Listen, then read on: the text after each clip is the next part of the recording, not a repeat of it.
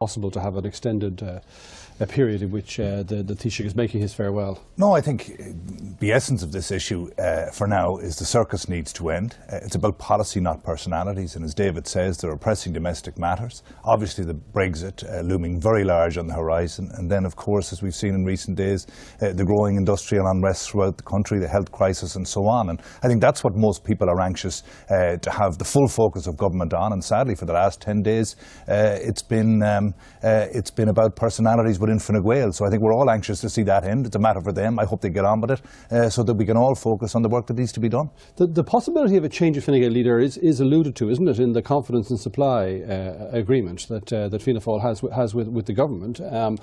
So how does that impinge? I mean, how long would Fianna Fáil prepare to tolerate this kind of situation? Well, I mean, I know there's been some media articles today which suggest that. I know that, as I said at the outset, that it's a question of policy rather than personality as far as Fianna Fáil are concerned. Micheál Martin and Fianna Fáil have committed to 3 budgets because we felt that that Ireland needed that kind of stability. And certainly it's our hope that that can be achieved.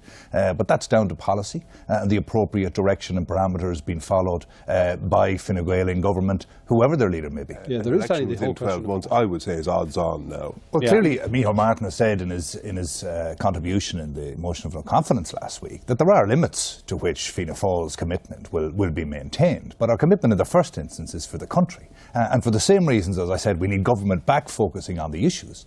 An election would not be the right thing for the country right now. But of course there are limits, and we will maintain a review and a watching brief on all of these matters. The most important thing for now is that this circus ends today. What people are wondering is, how long is Fianna Fáil prepared to tolerate a government which actually, I mean, whatever about handling issues like the McCabe controversy, actually isn't making decisions? Well, that's the issue, and as I said, it needs to end today because we need to focus on the matters at hand. And I'm sure we'll get into the ambivalence and hands-off approach of Shane Ross later in the programme, and that's certainly an issue.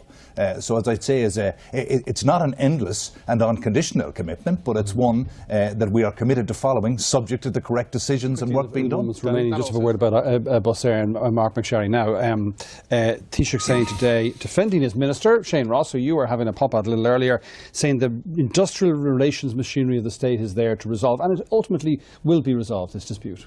You can't subcontract the responsibility of government, and I think that one of the major and most disappointing legacies of the crash era is now we have governments who are obsessed with price and know the price of everything and the value of nothing. Essential services to people throughout the entire country cannot and should not be linked to profitability. There is a clear solution or path to a solution to this, and it involves the minister. We're not talking about individuals paid just yet.